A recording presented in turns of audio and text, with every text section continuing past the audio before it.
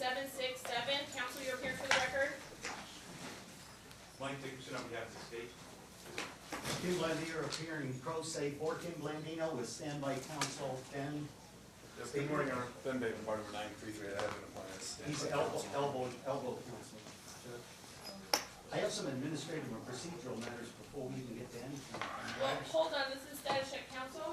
My understanding is that Mr. Blandino has not yet been evaluated, and so the court's going to need to continue this out for him to be evaluated. As a result, we're going to need to vacate the current trial date that's set. Mr. Blandino, have you been evaluated? By who?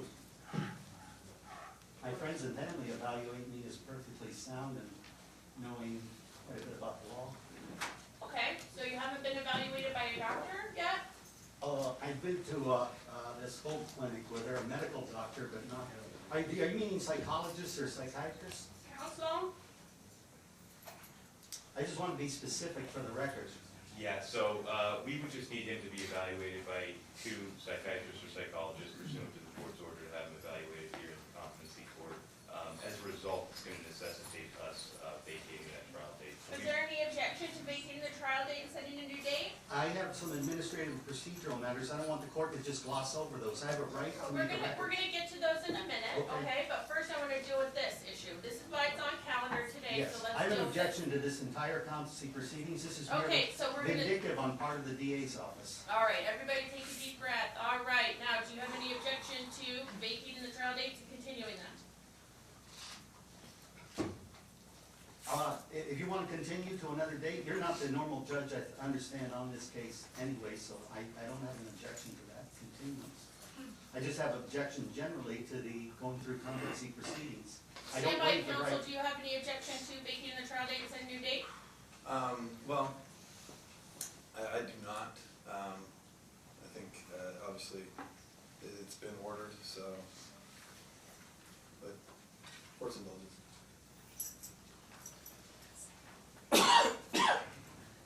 Oh, no, I understand that. Well, I just want for the record to be known clearly, Judge, that I haven't waived my speedy trial right. I was willing to waive the time that the DA objected to. However, they were the ones that asked for the stay in the other court, Michelle Levitt's court, to go through these competency proceedings, which is merely vindictive on the DA's part. So therefore, I don't have any general objection to continuing it. I mean, I think that's fine. You're not, is it Linda Bell was supposed to be here on this date? I understand you're subbing in. So one of the administrative and procedural matters that I wanted to address was the fact if there's a written request pursuant to District Court Rule 18 that requires, or that allows you to sit in for Judge Bell, because this is a court rule that's required to be complied with. Do you have such a written request from the judge that he's sitting in on this matter? Mr. Blandino, I was assigned to substitute in today for the chief judge at her specific request. Was it a written request?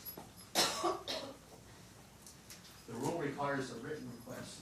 I've got copies of it if you'd like to see. All right. Of the rule. So you object to me presiding over this case today? Is that what I'm hearing?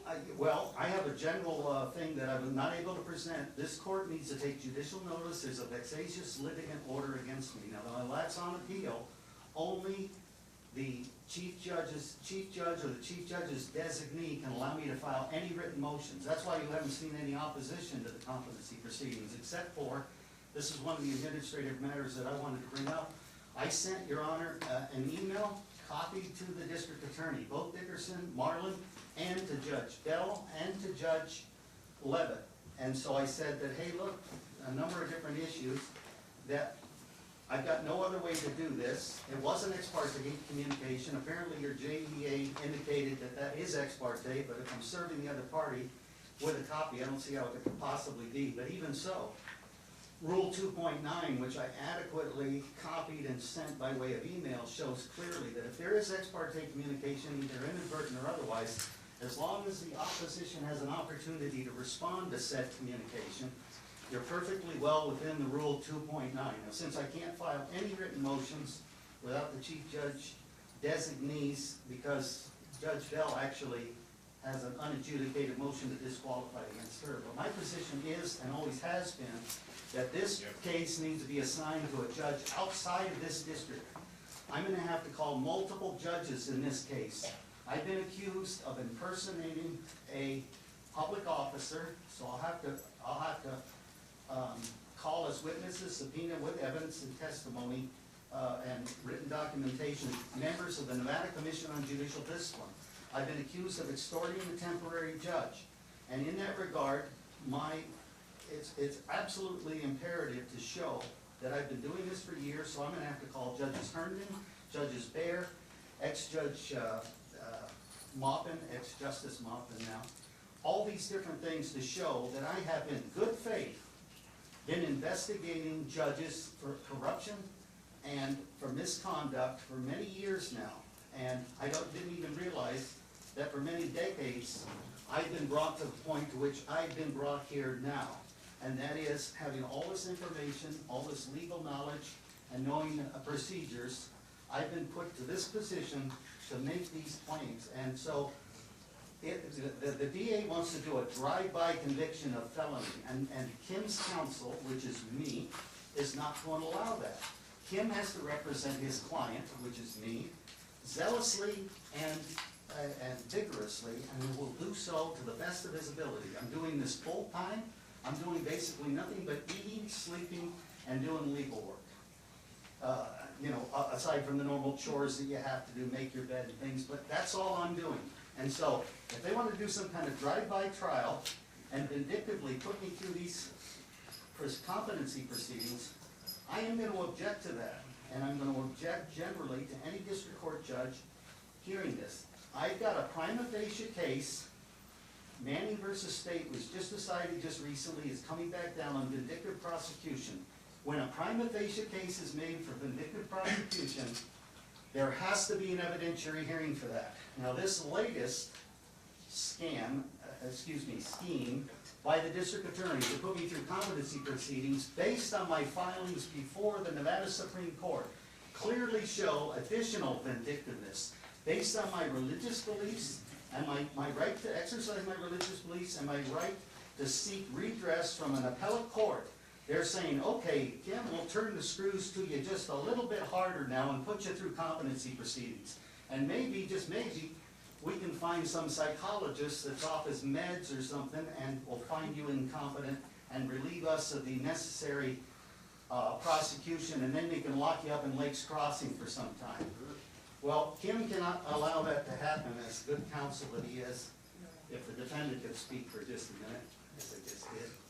But I have a general objection to that, because of the vindictiveness of prosecution, they really should recuse themselves. They know it's vindictive. I just got discovery yesterday, after they, in open court, said on their honor they would have it in the Justice Court. Now all of this information, it appears, they had as of May 30th of this year, and now they're just delivering it. They violated the 5-day promise within the preliminary hearing. Now granted, they went to a grand jury indictment. That doesn't negate the vindictiveness of this, though. Huh?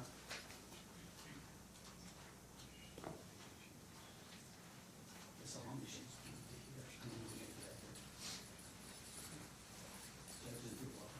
Counsel, any objection to me hearing this matter? State. No, Your Honor. All right, what I'm gonna do is vacate the trial date, set it for status check and competency court. Thank you, Mr. Blandino. What November day is 1st, that? 10 a.m. I'm sorry? November 1st at 10 a.m. November 1st, and then which court is that going to be? Right here. So in 10C, or is it going to be in Judge Bell's court? You know, I don't know. And Your Honor, we'll issue a written order on that. That's just want to confirm that all proceedings are being suspended pursuant to NRS 178.405. Correct, counsel. Thank you. There was one other administrative matter, and this is important to get on the record. I had issued an objection to Mr. Ben Bateman being a standby counsel, and that was in Levitt's courtroom, because I hadn't interviewed him, didn't know if there was any conflict. I want to, for the record, say that I approve of Mr. Bateman as my standby counsel. I withdraw the objection that was entered the last time in Judge. Noted. Thank you, Mr. Bateman. Have a wonderful day. Next. Thanks, Judge.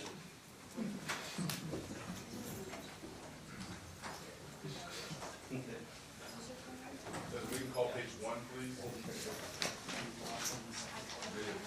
It's a matter of State of Nevada versus Romello